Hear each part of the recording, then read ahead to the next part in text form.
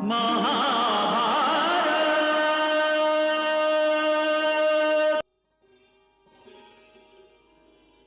आदि पर्व। आदि पर्व की संक्षिप्त कथा इस प्रकार है, जैसा कि नाम से ही विदित होता है, यह महाभारत जैसे विशाल ग्रंथ की मूल प्रस्तावना है। प्रारंभ में महाभारत के पर्वों और उनके विषयों का संक्षिप्त संग्रह है। कथा प्रवेश के बाद च्यवन का जन्म, पुलोमा दानव का भस्म होना, जन्मेजय के सर्पसत्र की सूचना, नागों का वंश, कद्रु और विंता की कथा, देवोंदानवों द्वारा समुद्र मंथन, परीक्षित का आख्यान, सर्पसत्र, राजा उपरिचर का वृत्तांत, व्यास आदि की उत्पत्ति, दुष्यंत शकुंतला की कथा, पुरूरवा, नहुष और ययाति के चरित्र का वर्णन, भीष्म का जन्म और कौरवों पांडवों की उत्पत्ति, कर्णद्रोण आदि का वृत्तांत, द्रुपद की कथा, लाक्षागृह का वृत्तांत, हिडिंब का वध और हिडिंबा का विवाह, बकासुर का वध, धृष्टद्युम्न और द्रौपदी की उत्पत्ति, द्रौपदी स्वयंवर और विवाह, पांडव का हस्तिनापुर में आगमन, सुंदोपसुंद की कथा, नियम भंग के कारण अर्जुन का वनवास, सुभद्राहरण और विवाह, खांडव दहन और मयासुर रक्षण की कथा वर्णित है। कुरुवंश, परिचय, शांतनु और भीष्म। विचित्रवीर्य से अंबिका को धृतराष्ट्र तथा अंबालिका को पांडु नामक पुत्र पैदा हुए। विचित्रवीर्य की मृत्यु के बाद पांडु को राजगद्दी पर बिठाया गया, क्योंकि धृतराष्ट्र जन्मांध थे।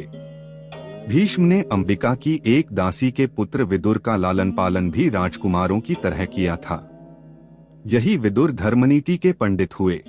प्राचीन भारत में ययाति नाम के प्रतापी राजा राज करते थे, जिनकी राजधानी खांडवप्रस्थ थी। इसी स्थान पर आगे चलकर इंद्रप्रस्थ भी बसा था। ययाति की दो रानियां थीं। असुरों के गुरु शुक्राचार्य की पुत्री देवयानी, असुरों के राजा वृषपर्वा की पुत्री शर्मिष्ठा। देवयानी से दो पुत्र हुए, यदु और तुर्वसु। यदु के नाम से आगे चलकर यदु वंश चला, जिसमें श्री कृष्ण भी पैदा हुए। शर्मिष्ठा के तीन पुत्र हुए, जिनमें सबसे छोटा पुरु बहुत पराक्रमी तथा पितृभक्त था। ययाति ने पुरु को ही अपना उत्तराधिकारी बनाया। पुरु के नाम से ही पुरु वंश की परंपरा चली। पुरु के वंश में ही आगे चलकर दुष्यंत हुए, जिन्होंने शकुंतला से विवाह किया तथा उनके पुत्र भरत के नाम पर ही हमारे देश का नाम भारत पड़ा। भरत के वंश में हस्तिन नाम के राजा हुए, जिन्होंने अपनी नई राजधानी हस्तिनापुर में बसाई। हस्तिन के राजवंश में कुरु नाम के राजा हुए, जिनके वंशज कौरव कहलाए। कुरु के नाम से ही कुरुक्षेत्र शांतनु। कौरव राजवंश में शांतनु नाम के प्रतापी राजा हुए। शांतनु ने भगवती गंगा से विवाह किया था। कहा जाता है कि एक बार अष्टवसु नाम के 8 देवताओं से तंग आकर वशिष्ठ मुनि ने उन्हें शाप दिया कि उन्हें मनुष्य योनि में जन्म लेना होगा। परंतु 8 वसुओं की प्रार्थना पर मुनि ने कहा कि 7 वसुओं का तो जन्म लेते ही उद्धार हो जाएगा, पर सबसे उत्पाती वसु प्रभास को मृत्युलोक में बहुत दिन तक रहना होगा। इन्हीं अष्ट वसुओं को शाप से मुक्त कराने के लिए भगवती गंगा ने उनकी मां बनना स्वीकार किया। शांतनु से विवाह करने पर गंगा को 8 पुत्र हुए। 7 को तो गंगा ने पैदा होते ही अपनी धारा में बहा दिया। 8वें पुत्र को शांतनु ने नहीं बहाने दिया। तब गंगा इस पुत्र को अपने साथ स्वर्ग ले गई तथा इसका नाम देवव्रत रखा। देवव्रत ही आगे चलकर भीष्म के नाम से प्रसिद्ध हुए। एक दिन गंगा तट पर शांतनु ने देखा कि एक बालक ने अपने बाणों से गंगा के प्रवाह को रोक रखा है। तभी गंगा प्रकट हुई तथा शांतनु को बताया कि यह आपका पुत्र देवव्रत है। शांतनु ने इसी पुत्र को अपना उत्तराधिकारी घोषित किया। भीष्म प्रतिज्ञा। एक बार शांतनु ने यमुना नदी के किनारे एक सुंदर धीवर कन्या सत्यवती को देखा तथा उससे विवाह करने की इच्छा प्रकट की। सत्यवती का पिता विवाह के लिए तैयार हो गया, पर उसने एक शर्त रखी कि उसकी कन्या का पुत्र ही राज्य का उत्तराधिकारी होगा। शर्त को सुनकर राजा सोच में पड़ गए तथा दुखी रहने लगे। पिता के दुख को जानकर देवव्रत स्वयं धीवर के पास गए तथा कहा कि आपकी कन्या का पुत्र ही राज्य का उत्तराधिकारी होगा। धीवर ने कहा कि मुझे आपकी बात पर पूरा भरोसा है, पर आपका पुत्र यदि राज्य का दावा करेगा तो मेरी कन्या के पुत्र का क्या होगा। इस पर देवव्रत ने प्रतिज्ञा की कि मैं आजन्म ब्रह्मचारी रहूंगा तथा आपकी कन्या का पुत्र ही राज्य का उत्तराधिकारी होगा। देवव्रत की इस भीषण प्रतिज्ञा के कारण ही उन्हें भीष्म कहा जाता है। शांतनु का विवाह सत्यवती से हो गया तथा उन्हें 2 पुत्र हुए, चित्रांगद, विचित्रवीर्य। शांतनु के बाद चित्रांगद ही गद्दी पर बैठे। चित्रांगद की मृत्यु के बाद विचित्रवीर्य गद्दी पर बैठे। धृतराष्ट्र और पांडु। विचित्रवीर्य के विवाह योग्य होने पर भीष्म को काशी नरेश की 3 कन्याओं अंबा, अंबिका और अंबालिका के स्वयंवर का निमंत्रण मिला। भीष्म विचित्रवीर्य को साथ लेकर स्वयंवर में गए तथा तीनों राजकन्याओं को बलपूर्वक रथ में बैठाकर ले आए।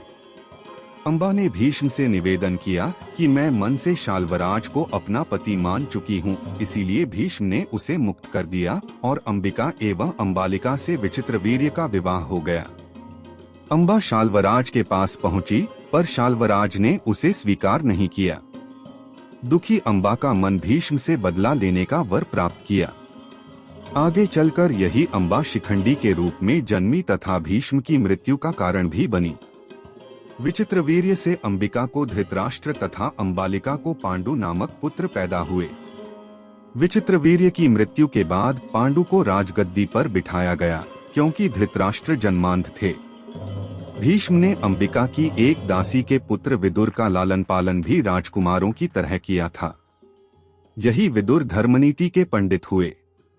धृतराष्ट्र का विवाह गांधारी से हुआ था। गांधारी धृतराष्ट्र के अंधा होने के कारण अपनी आंखों पर भी पट्टी बांधे रहती थी। धृतराष्ट्र के 100 पुत्र, 1 पुत्री हुई। पुत्रों में सबसे बड़ा दुर्योधन तथा पुत्री का नाम था दुहिशला, जिसका विवाह जयद्रथ से हुआ था। धृतराष्ट्र की दूसरी पत्नी से युयुत्सु नाम का पुत्र पैदा हुआ था। शस्त्र शिक्षा में पांडव कौरवों से सदा आगे रहते थे। एक दिन जब वे शस्त्र विद्या का अभ्यास कर रहे थे, उनकी गेंद एक कुएं में गिर गई। युधिष्ठिर ने जब कुएं में झांका तो उनकी अंगूठी भी कुएं में गिर गई। तभी उन्हें एक तेजस्वी ब्राह्मण उधर आता दिखाई दिया। ब्राह्मण ने राजकुमारों की चिंता का कारण पूछा तथा एक सींक मंत्र पढ़कर कुएं में छोड़ी। वह सींक गेंद पर तीर की तरह चुभ गई। इसी तरह उसने कई और सींकें कुएं में फेंकी जो एक दूसरे के ऊपरी सिरों पर चिपकती चली गईं। जब सींक इतनी लंबी हो गई कि कुएं के सिरे तक आ गई तो उन्होंने सींक को खींच लिया तथा गेंद बाहर आ गई। राजकुमारों को बहुत आश्चर्य हुआ। उन्होंने युधिष्ठिर की अंगूठी भी निकालने की प्रार्थना की। ब्राह्मण ने धनुष से बाण चलाकर अंगूठी को बाण की नोक में फंसाकर बाहर निकाल दिया। नाम पूछने पर पता चला कि वे आचार्य द्रोण थे।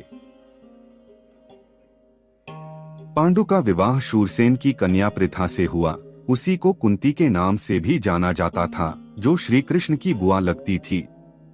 कुंती की सेवा से प्रसन्न होकर दुर्वासा ऋषि ने उसे एक ऐसा मंत्र बताया था जिससे वह किसी देवता का आह्वान कर सकती थी। कौमार्य में ही कुंती ने मंत्र की परीक्षा लेने के लिए सूर्य का आह्वान किया तथा सूर्य की कृपा से उसे एक पुत्र की प्राप्ति हुई। लोकलाज के भय से कुंती ने उसे गंगा में बहा दिया। कौरवों के सारथी अधिरथ ने उसका पालन पोषण किया। कर्ण के नाम से प्रसिद्ध यह बालक सारथी द्वारा पाला गया था, इसीलिए सूतपुत्र कहलाया। कुंती से पांडु के 3 पुत्र हुए, युधिष्ठिर, भीम, अर्जुन। उनकी दूसरी पत्नी माद्री से उन्हें नकुल तथा सहदेव प्राप्त हुए। इस प्रकार धृतराष्ट्र के पुत्र कौरव तथा पांडु के पुत्र पांडव कहलाए। वन विहार करते समय पांडु की मृत्यु हो गई तथा उनकी रानी माद्री उन्हीं की चिता के साथ सती हो गई। कुंती ने ही 5 पुत्रों का पालन पोषण किया। कौरव पांडव। कौरवों तथा पांडवों की शिक्षा कृपाचार्य की देखरेख में होने लगी। दुर्योधन धृतराष्ट्र का सबसे बड़ा पुत्र होने के कारण अपने आप को ही राज्य का उत्तराधिकारी समझता था। वह पांडवों से ईर्ष्या रखता था तथा भीम से विशेष रूप से जलता था। भीम भी कौरवों को खूब सताता था। दुर्योधन ने भीम को मारने की योजना बनाई। वह जल क्रीड़ा के बहाने भीम को गंगा तट पर ले गया। उसने भीम के भोजन में विष मिलवा दिया तथा जब वे अचेत होकर जमीन पर गिर पड़े तो लताओं से बांधकर गंगा में बहा दिया। भीम के घर न पहुंचने पर सभी को बहुत चिंता हुई। गंगा में बहते समय भीम को विषैले नागों ने डस लिया तथा नागों के विष से भोजन के विष का प्रभाव समाप्त हो गया। वे जल से बाहर आ गए। पांडव भीम को जीवित पाकर बहुत प्रसन्न हुए और दुर्योधन तथा उसके भाइयों में फिर से चिंता व्याप्त हो गई। कौरवों और पांडवों की शस्त्र शिक्षा। शस्त्र शिक्षा में पांडव कौरवों से सदा आगे रहते थे। एक दिन जब वे शस्त्र विद्या का अभ्यास कर रहे थे, उनकी गेंद एक कुएं में गिर गई। युधिष्ठिर ने जब कुएं में झांका तो उनकी अंगूठी भी कुएं में गिर गई। तभी उन्हें एक तेजस्वी ब्राह्मण उधर आता दिखाई दिया। ब्राह्मण ने राजकुमारों की चिंता का कारण पूछा तथा एक सींक मंत्र पढ़कर कुएं में छोड़ी। वह सींक गेंद पर तीर की तरह चुभ गई। इसी तरह उसने कई और सींकें कुएं में फेंकी जो एक दूसरे के ऊपरी सिरों पर चिपकती चली गईं। जब सींक इतनी लंबी हो गई कि कुएं के सिरे तक आ गई तो उन्होंने सींक को खींच लिया तथा गेंद बाहर आ गई। राजकुमारों को बहुत आश्चर्य हुआ। उन्होंने युधिष्ठिर की अंगूठी भी निकालने की प्रार्थना की। ब्राह्मण ने धनुष से बाण चलाकर अंगूठी को बाण की नोक में फंसाकर बाहर निकाल दिया। नाम पूछने पर पता चला कि वे आचार्य द्रोण थे। उनका विवाह कृपाचार्य की बहन कृपि से हुआ था तथा उनके पुत्र का नाम अश्वत्थामा था। पांचाल के राजा द्रुपद आचार्य द्रोण के सहपाठी थे तथा दोनों में गहरी मित्रता थी। द्रुपद ने उनसे वायदा किया था कि राजा बनने पर वे द्रोण को आधा राज्य दे देंगे, पर राजा बनने पर उन्होंने न केवल अपना वायदा भुला दिया अपितु द्रोण का अपमान भी किया। तभी से द्रोण के मन में द्रुपद से बदला लेने की भावना घर कर गई थी। द्रोणाचार्य की शस्त्र विद्या से प्रभावित होकर भीष्म ने द्रोणाचार्य को राजकुमारों की शिक्षा दीक्षा के लिए रख लिया। इनकी शिक्षा से सभी राजकुमार धनुर्विद्या में निपुण हो गए, पर अर्जुन सबसे दक्ष थे तथा इसीलिए द्रोण को सबसे अधिक प्रिय भी थे। लक्ष्य भेद की परीक्षा। एक दिन गुरु द्रोण ने सभी शिष्यों की परीक्षा ली। उन्होंने एक पेड़ की ऊंची डाल पर लकड़ी की एक चिड़िया रख दी तथा कहा कि चिड़िया की आंख में लक्ष्य भेद करना है। सबसे पहले युधिष्ठिर की बारी आई। द्रोण ने उनसे पूछा कि तुम इस समय क्या देख रहे हो। युधिष्ठिर ने बताया कि मैं आपको तथा पेड़ की डाल पर रखी चिड़िया को देख रहा हूँ। द्रोण ने उनसे कहा कि तुमसे लक्ष्य भेद न होगा।